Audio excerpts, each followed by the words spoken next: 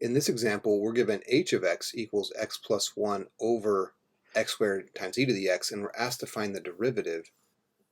So we can immediately see here that we need to use the quotient rule, but note that in the denominator we also have a product. So this is going to require a product rule inside of a quotient rule. So let's get started. The first thing we have is a quotient rule. That's the main thing going on here, is a quotient.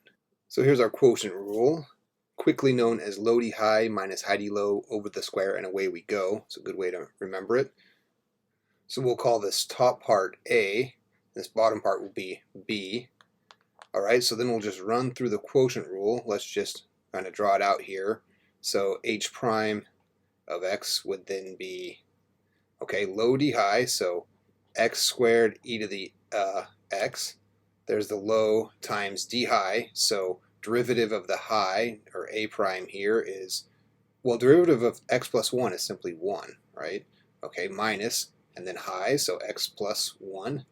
D low, okay, well, now we have an issue here, so I'm just going to say x squared e to the x prime. And we'll do that on the side, all right? Over the square and away we go, so then we say all over x squared e to the x, all that quantity squared. Okay, now as an aside, we'll tackle, let's just kind of go down here, x squared e to the x prime. Okay, so now we need the product rule. Quantity AB prime is A prime B plus B prime A. So now in the product rule, we're calling the x squared A e to the x B. So we can hit that with the product rule. So A prime B, 2x e to the x plus B prime e to the x A x squared. All right, so now all of that product is going to go in here for this x squared e to the x quantity prime. All right, so now we have our derivative h prime of x is, okay, x squared e to the x minus, okay, quantity x plus 1 times the quantity 2x e to the x plus e to the x x squared. Okay, and then of course all over, still we have this all over x squared e to the x quantity squared. Okay, we are done with the calculus. It's all algebra from here, but unfortunately, one of the most challenging aspects of calculus is the algebra. So let's see what we can do here. What we have here is essentially a binomial times a binomial. So we can just FOIL those together.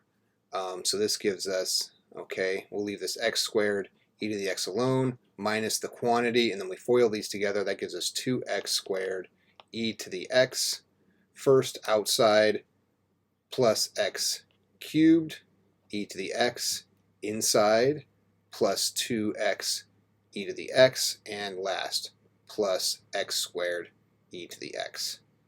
Okay, all of this is still over this same denominator. That thing will just be on for the ride. Let's actually change it to x to the fourth e to the 2x.